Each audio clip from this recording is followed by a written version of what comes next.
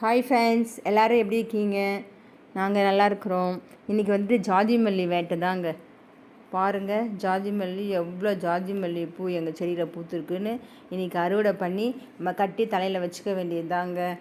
வாங்க பாருங்கள், வீடியோக்குள்ளே போகலாம்.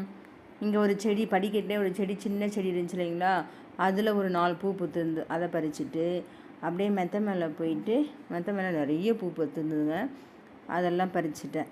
அதெல்லாம் பறித்து கொண்டு வந்துட்டு தான் இப்போ கட்டி வைக்க போகிறோம். அப்புறம் கீழே ஒரு செடி இருக்குது, அந்த செடியிலையும் பூ. நம்ம ஜாதி மல்லி செடி வச்சுட்டோன்னு வச்சுக்கோங்களேன், அப்படியே பூத்துட்டே இருக்கும். நம்ம கொஞ்சம் காய காய உடச்சி விட்டோம்னா அப்படியே துளிர் வரும். துளிர் வர வர திரும்ப திரும்ப பூ பூத்துட்டே இருக்கும். அதுக்கு ஒரு சீசன்னே கிடையாது. சீசனில் நிறைய பூக்கும், ஆனால் மற்ற எல்லா நாளிலையும் வந்துட்டு பூத்துட்டே தான் இருக்குங்க. நம்ம என்னென்னா அந்த கொஞ்சம் காஞ்ச மாதிரி இருக்குங்களா, அதை அப்படியே உடச்சி விட்டுறணும். உடச்சி விட்டுட்டா அப்படியே துளிர் வந்துடும். துளிர் வந்து புதுச்செடி வந்து அப்படியே பூ பூக்க ஆரம்பிச்சிடும். அதனால் கண்டினியூவாக பூ பூத்துகிட்டே இருக்குங்க.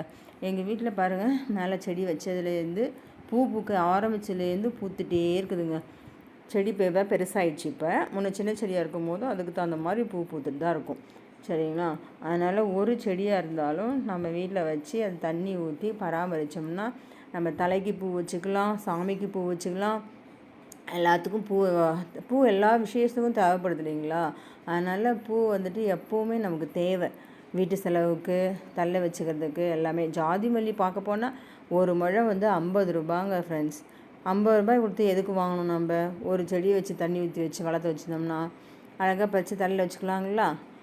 அதனால் வந்துட்டு நீங்களும் இந்த மாதிரி ஒரு பூச்செடியை வச்சு நல்லா பொம்பளை பிள்ளைங்க இருந்தாக்கா நல்லா பறித்து கட்டி அழகு பாருங்கள், கட்டி வச்சு அழகு பாருங்கள், சாமிக்கு போட்டு அழகு பாருங்கள். நீங்களும் வச்சுக்கோங்க ஃப்ரெண்ட்ஸ். இந்த வீடியோ பிடிச்சிருந்தால் லைக் பண்ணுங்கள், ஷேர் பண்ணுங்கள், கமெண்ட் பண்ணுங்கள்.